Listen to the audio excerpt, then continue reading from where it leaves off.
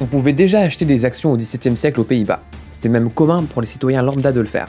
Ils pouvaient investir dans les banques et les assurances, mais surtout, ils pouvaient investir dans le commerce maritime qui était en plein essor à cette époque. Et le fait d'avoir réussi à rendre beaucoup plus accessible l'investissement est ce qui a permis l'incroyable développement de l'économie de la République des 7 provinces unies des Pays-Bas. En fait, à cette époque, les Néerlandais venaient tout juste de gagner leur indépendance vis-à-vis de l'Espagne. Et grâce au traité de l'Union d'Utrecht, les provinces unies étaient un des premiers pays en Europe à pratiquer la liberté de religion, alors qu'à l'époque, il y avait beaucoup de tensions entre catholiques et protestants. Beaucoup de protestants ainsi que quelques juifs vont donc immigrer vers les provinces unies, et parmi eux, de nombreux marchands, car ils percevaient de belles perspectives d'avenir à Amsterdam. Par exemple, Anvers, qui était la ville portuaire la plus importante dans l'Europe du Nord-Ouest, a adhéré à l'Union d'Utrecht, mais en 1584, les Espagnols firent le siège de la ville, et le 17 août 1585, la ville, affamée, est contrainte à la réédition, et les protestants sont obligés de quitter la ville. Les Pays-Bas en représailles bloquent les bouches de l'Escaut, ce qui va ruiner le commerce à Anvers et profiter à Amsterdam. À partir de là, la manière de financer le commerce maritime connaîtra pas mal d'innovations.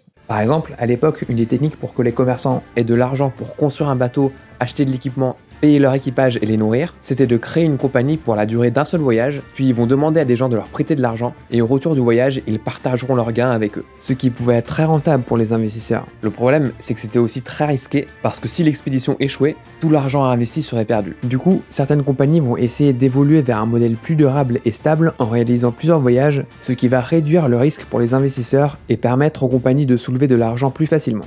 Et en 1602, la République des 7 provinces unies des Pays-Bas va permettre à une compagnie privée de fusionner plusieurs compagnies maritimes pour en former qu'une. Et c'est ainsi que va naître la Compagnie néerlandaise des Indes orientales, ou autrement appelée par son diminutif VOC. Et grâce au lien étroit entre la VOC et l'État néerlandais, ils ont pu se voir accorder le monopole du commerce entre les Pays-Bas et l'Asie, ce qui fait qu'ils ont pu contrôler l'offre qui était très élastique alors que la demande était rigide. On dit que la demande est rigide quand les clients vont acheter le produit de manière régulière. C'est le cas des épices que les gens consomment tout au long de l'année. Et on dit que l'offre est élastique quand la disponibilité du produit est irrégulière. Et c'est un sérieux problème. Par exemple, si plusieurs bateaux revenaient d'expédition avec les mêmes épices et commençaient à les vendre, le prix de cette épice chuterait parce qu'il y aurait plus d'offres que de demandes, et si au contraire une épice se faisait trop rare, il y aurait un manque à gagner. Et grâce au monopole, ils ont pu coordonner la rentrée d'épices et aussi les stocker quand il y en avait trop, de manière à contrôler l'offre en l'étalant par rapport à la demande pour maximiser leurs profits.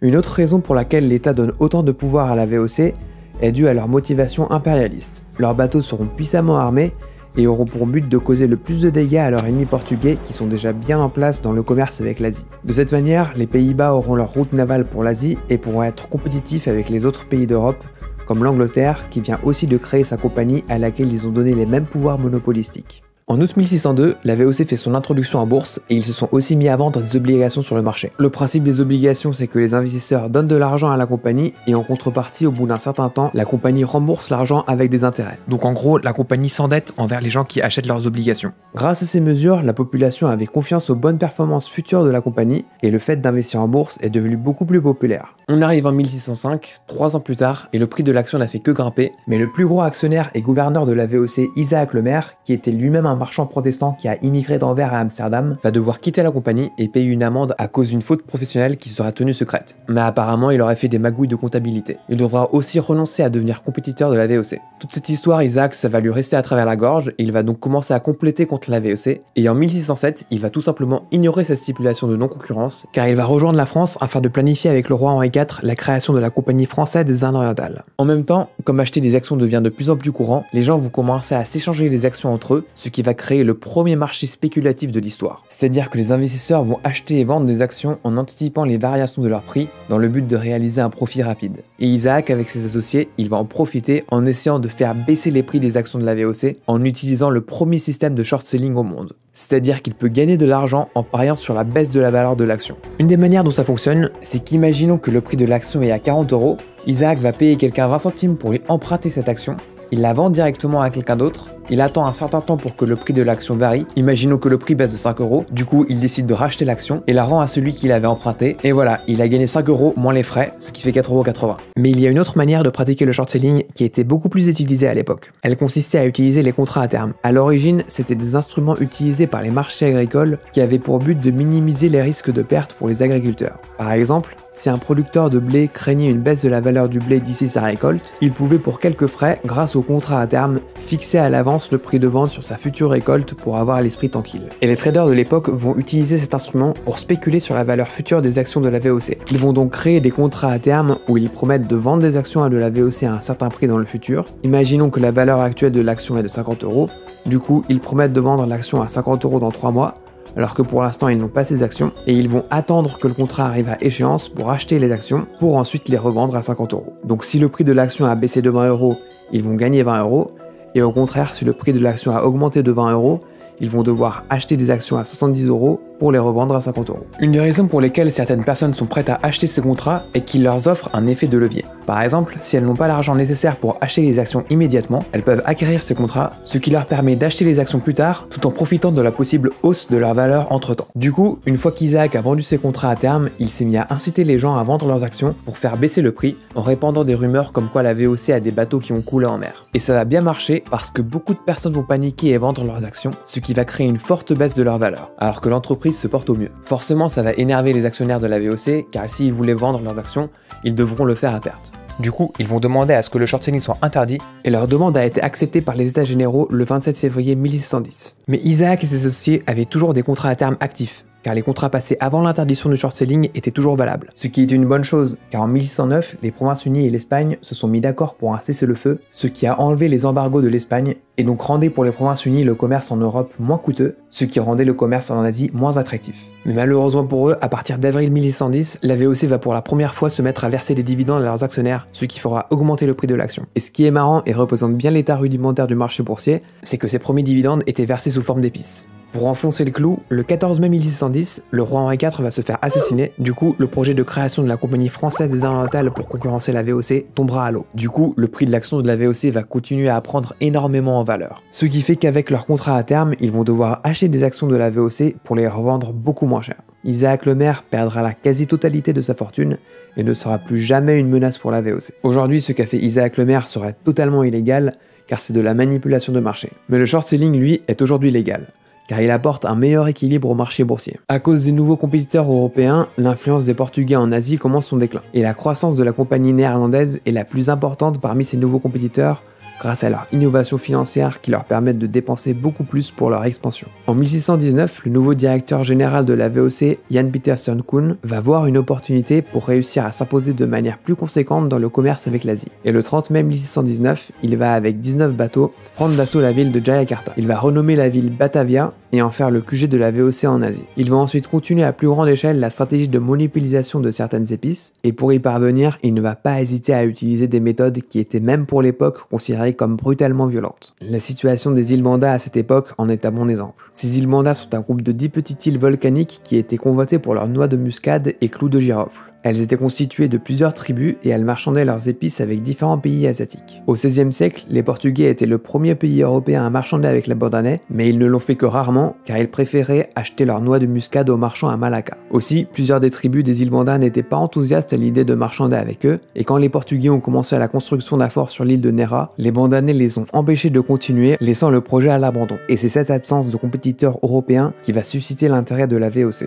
Au début du XVIIe siècle, ils vont marchander avec les Bandanais et ils vont réussir à faire signer par plusieurs des leaders un traité qui donnait à la VOC le monopole européen sur l'achat des épices des îles Banda, et la VOC va utiliser ce traité pour justifier l'utilisation de la force pour défendre son monopole, alors que ce n'étaient pas tous les leaders des îles Banda qui avaient signé le traité, et ceux qui l'avaient signé n'avaient pas compris l'enjeu derrière. En avril 1609, la VOC arrive dans les îles Banda avec pour projet de construire un fort au même endroit où les Portugais avaient essayé de construire le leur 80 années plus tôt. Et les Bandanais, fidèles à eux-mêmes, étaient très hostiles à ce projet, et donc un mois plus tard, avant que la construction du fort ait commencé, les leaders bandanais ont convoqué une réunion avec l'amiral néerlandais pour négocier les prix, mais en réalité, ils ont conduit l'amiral et 2 hommes de haut rang dans une embuscade pour les décapiter, et ont ensuite tué 46 des visiteurs néerlandais.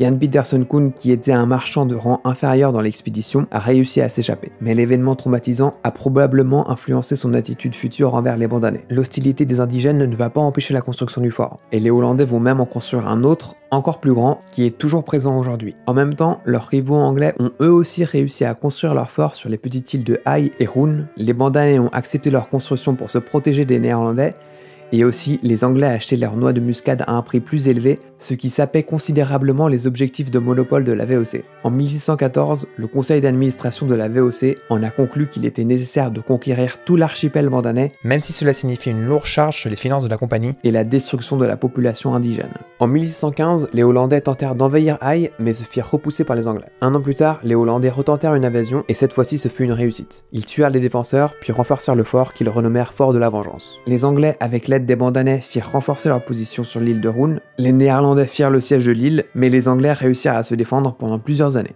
Pendant ce temps-là, Jan Pieterszoon Koen grimpait les échelons au sein de la VOC grâce à ses performances, jusqu'à ce qu'il réussisse en 1618 à devenir le directeur général de la VOC. Et un de ses buts était d'imposer strictement ce monopole néerlandais sur le commerce des épices dans les îles Banda. En 1620, après plus de 4 ans de siège, les Anglais abandonnèrent l'île de Roon. Avec finalement l'île en leur possession, les Néerlandais tuèrent ou asservirent tous les hommes adultes, exilèrent les femmes et les enfants, et abattèrent tous les muscadiers de l'île pour détruire toute envie des Anglais de reprendre le contrôle de l'île.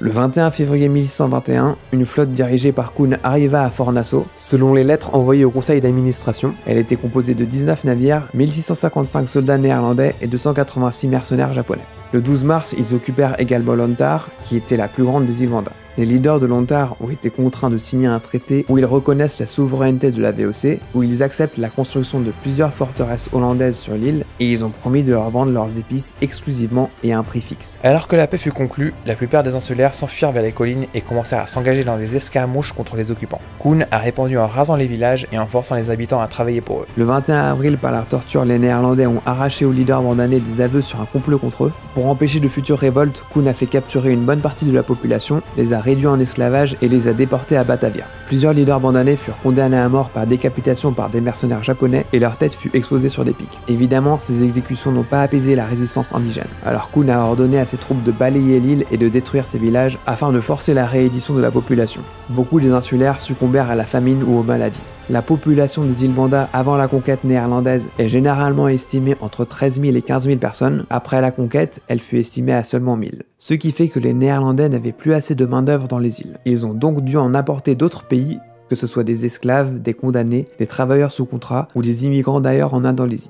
Quelques Bandanais furent rappelés dans les îles en raison de leur expertise indispensable dans la culture de la noix de muscade. Cette stratégie de monopolisation des épices sera très lucrative pour la VOC, mais une autre idée de Koen eut encore plus de succès. En fait, à l'époque, l'un des problèmes majeurs du commerce européen avec l'Asie était que les Européens ne pouvaient offrir que peu de produits recherchés par les consommateurs asiatiques, à l'exception de l'Espagne et du Portugal qui avaient de l'argent et de l'or d'Amérique. Mais ce problème a permis à Koen de découvrir une solution qui sera extrêmement lucrative pour la VOC. Cette solution est de démarrer un système commercial intra-asiatique autonome, dont les bénéfices pourraient être utilisés pour financer le commerce des épices avec l'Europe, qui était redevenu coûteux car le cessez-le-feu avec l'Espagne avait malheureusement pris fin en 1622. La VOC va acheter et revendre toutes sortes de ressources entre les pays asiatiques, comme par exemple la salpêtre, qui est un composant majeur de la poudre à canon qu'ils pouvaient acheter en Inde, des épices des Moluques, la porcelaine de Chine et le cuivre du Japon. La VOC va elle-même devenir une puissance asiatique, que ce soit tant économiquement ou politiquement. Elle va continuer ses efforts diplomatiques pour faire alliance avec les dirigeants locaux et obtenir des privilèges commerciaux. Elle va aussi continuer sa stratégie de monopolisation de certaines ressources. Et pendant à peu près un siècle, elle sera de loin l'entreprise la plus riche au monde. En 1893, une statue de Jan Pieterszoon Koen a été érigée en son honneur dans la ville de Hoorn. Avant même que la statue ne soit érigée, elle faisait déjà l'objet de contestations dues au passé controversé du personnage. Mais la statue est toujours présente aujourd'hui, même si beaucoup suggèrent qu'elle soit déplacée de la place publique vers un musée.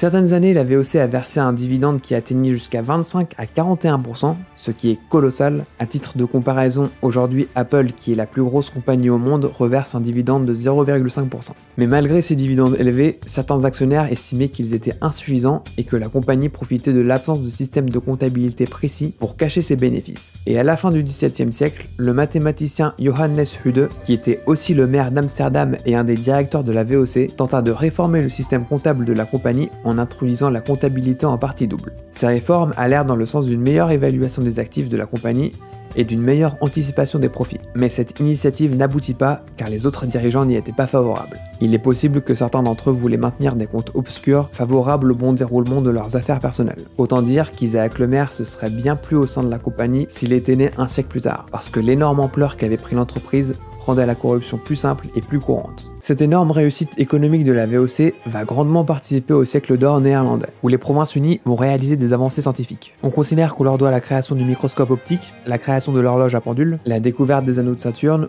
ou encore la création de cartographies détaillées. Ils vont aussi réaliser des polders beaucoup plus importants, ce sont des étendues artificielles de terre gagnées sur l'eau. Les Pays-Bas possèdent une partie importante de terre basse et plate, dont une grande partie se trouve sous le niveau de la mer. Cela offre des possibilités de création de polders grâce à des endiguements et au drainage. Ils vont aussi réaliser des avancées dans la peinture. Les peintres néerlandais comme Rembrandt, Vermeer et Frans Hals vont produire des chefs-d'œuvre pendant cette période. Ces artistes étaient souvent supportés par de riches marchands. Ces mêmes marchands vont faire construire les fameuses maisons de canal qui se trouvent principalement à Amsterdam. Elles ont une façade étroite et une extension plus profonde, créant une forme architecturale unique qui maximise l'espace le long du canal. L'étage du bas de ces maisons était utilisé comme entrepôt pour les marchandises, ce qui facilitait leur déchargement des bateaux. L'architecture des bâtiments pendant ce siècle avait un style baroque influencé par la Renaissance, comme ce QG de la VOC qui fait aujourd'hui partie de l'université d'Amsterdam.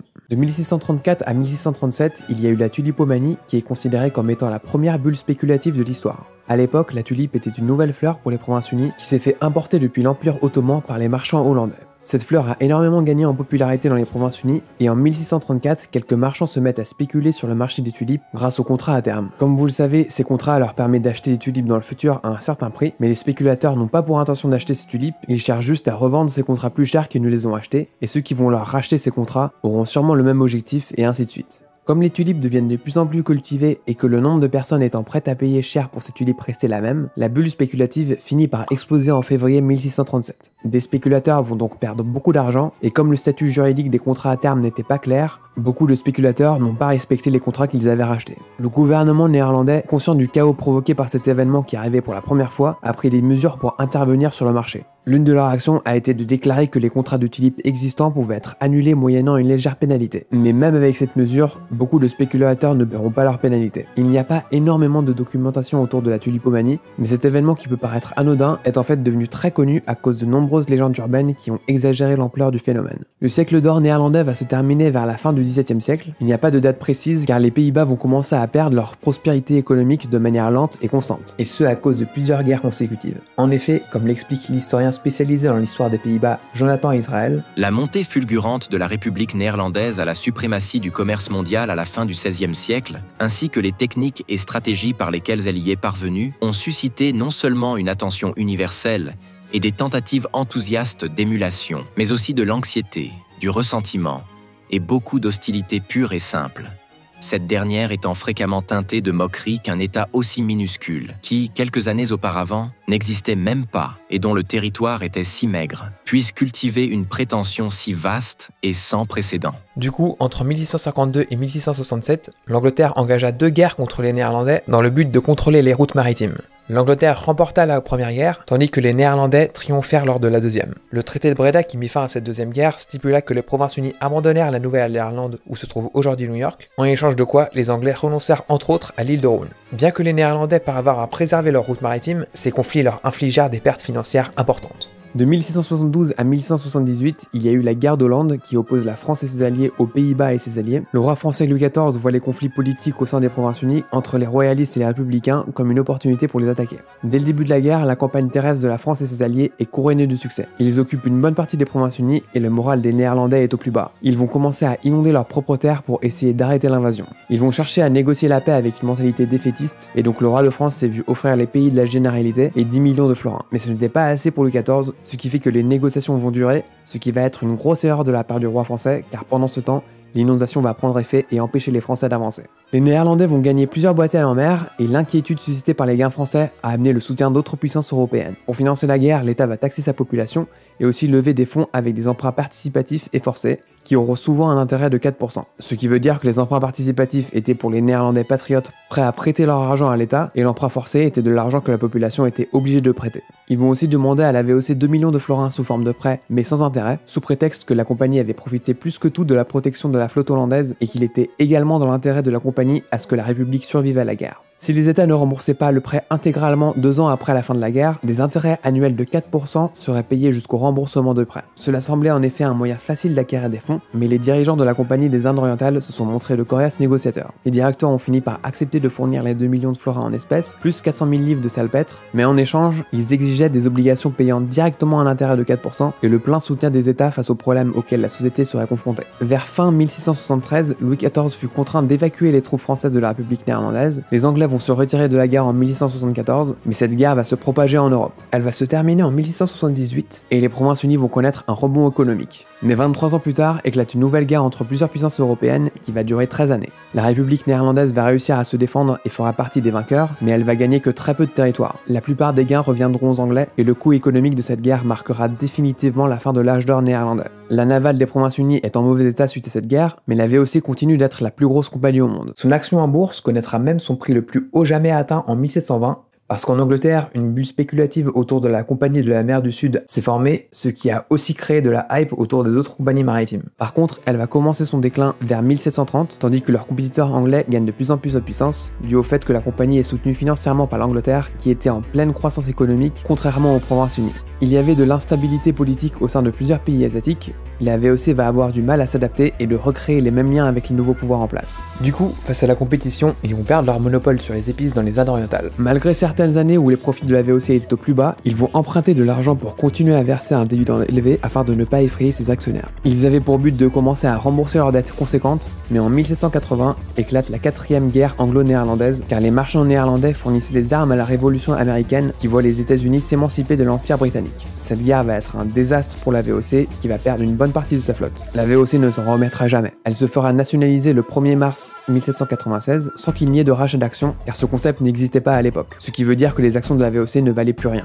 Et c'est le 31 décembre 1799 qu'ils feront officiellement faillite. Les Pays-Bas reprendront leurs dettes, leurs possessions et leurs colonies qu'ils vont réussir à étendre et c'est que pendant la Seconde Guerre mondiale que les Pays-Bas perdront le contrôle de ces territoires au profit du Japon. Et à la fin de la guerre, vu que les Japonais faisaient partie des perdants, ils se retrouvent contraints de céder ces colonies, ce qui permet aux différentes îles de revendiquer leur indépendance et elles vont ensemble se grouper pour former un nouveau pays appelé l'Indonésie. Les Pays-Bas toutefois cherchent à rétablir leur domination et ce n'est qu'en 1949 qu'ils reconnaissent officiellement l'indépendance de l'Indonésie. La VOC aura posé les bases du capitalisme qu'on connaît aujourd'hui, démontrant ses bons et mauvais côtés. Cela a amené plus de possibilités d'entreprendre grâce au financement des actionnaires, ce qui contribue à une meilleure économie globale, mais les compagnies ayant comme but principal le profit financier ne vont pas hésiter à avoir des pratiques malsaines. Il est donc impératif d'avoir des autorités supérieures empêchant ces pratiques, que ce soit les gouvernements, les consommateurs ou les actionnaires. Merci d'avoir regardé cette vidéo qui m'a pris énormément de temps à faire. J'ai veillé à ce que toutes les informations présentées soient exactes, malgré la grande quantité de désinformations qui circulent à propos des sujets abordés. J'ai d'ailleurs publié une vidéo sur mon Patreon où je parle de ces fausses infos. Vous pouvez y accéder avec un essai gratuit de 7 jours. Et si vous souhaitez soutenir mon travail et accéder à encore plus de contenu exclusif dans le futur, un abonnement de 5 € par mois est disponible. Et si vous voulez continuer à regarder du contenu de qualité sur YouTube, abonnez-vous à ma chaîne.